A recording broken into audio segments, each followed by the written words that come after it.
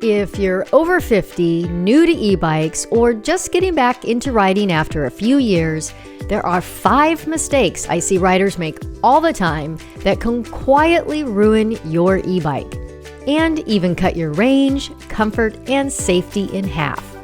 I'm Lisa from eBiking Today, and after riding and reviewing dozens of e-bikes, I've learned exactly which mistakes damage your bike the fastest, and more importantly, how to avoid them. And the best part? Every one of these mistakes is easy to fix once you know what to look for. Let's get started. Treating your battery like a phone battery. Your battery is the most expensive part of your e-bike, especially for riders who want long, enjoyable rides without worrying about running out of power. But here's the mistake so many people make. Mistake number 1. Charging your battery to 100% every night and letting it run down to 0%. If you're coming from old school electronics, this feels normal, but lithium-ion batteries age much faster when they stay full or empty for long periods. For riders over 50 who want reliability and range, this is a big deal.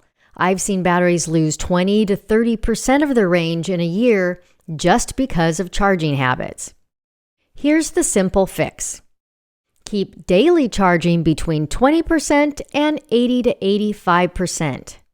Only charge to 100% when you need the full range the next day.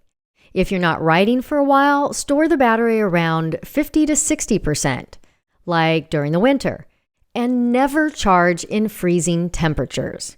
Bring your bike indoors. This alone can extend your battery life by years, and it doesn't cost a thing. Riding your e-bike like it's a motorcycle.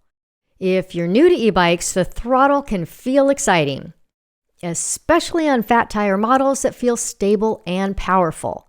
But this next mistake is something I see all the time with new riders and riders over 50 getting comfortable with pedal assist. Mistake number 2. Using throttle only on big hills or starting from a dead stop. Here's why this is a problem. The motor and controller work overtime, and on long climbs, they can overheat. Some bikes will shut down to protect themselves. Others will just cook the electronics. And trust me, nothing kills confidence faster than your e-bike cutting out halfway up a hill. The easy fix? Start pedaling before you use the throttle. Switch to a lower gear before climbing. Use pedal assist on hills instead of throttle only. This not only protects your motor, it gives you a smoother, more stable ride. Ignoring the brakes until something feels off. Here's something a lot of riders don't realize. E-bikes are heavier and faster than regular bikes. That means your brakes work a lot harder. If you're over 50 or just building confidence on your e-bike, strong, predictable braking is absolutely essential. So here's mistake number 3. Never checking your brake pads or caliper alignment. Brake pads can wear out faster than people expect, sometimes in just a few hundred miles if you ride hills or carry extra weight. And if the caliper shifts even slightly, which happens all the time, you'll hear rubbing. Your range will drop and braking won't feel smooth. Here's how to recenter your brake caliper. It's a simple 60-second method. First, loosen the 2 bolts holding the caliper. Next, squeeze and hold the brake lever. Then, while holding it, tighten the bolts back down. Check by spinning the wheel. If it rubs, nudge the caliper slightly. That's it. No special tools. Your brakes will feel firmer, quieter, and more predictable, which is exactly what you want as a rider looking for stability and control. Riding with the wrong tire pressure. Tire pressure affects everything: comfort, stability, traction, and range. And this mistake shows up in nearly every comment I get from new e-bike owners. Mistake number 4. Riding with tire pressure that's way too low or way too high. If it's too low, your bike feels heavy. You lose a ton of range. the risk of rim damage increases, and your bike gets harder to steer. Too high? The ride becomes harsh, there's less grip, especially important for older riders, and more chance of punctures.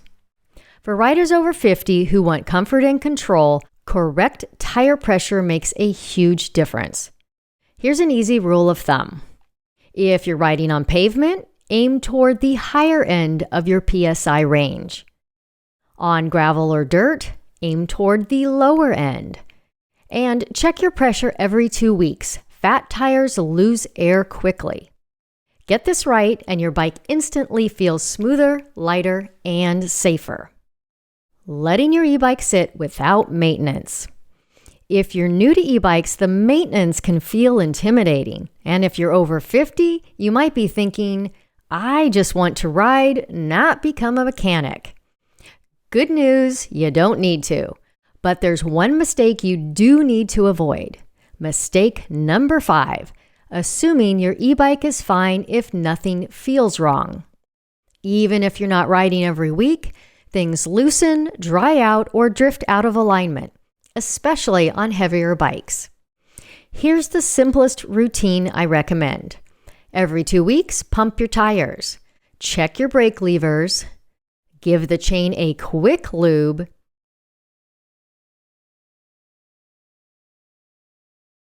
Make sure bolts on handlebars, stem, and wheels feel snug. Then every 2 months, wipe down the chain and re-lube. Check spoke tension. Use the pluck test. Loose spokes sound dull.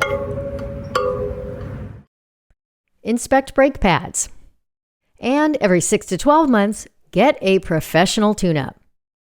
$60 to $120 is absolutely worth it.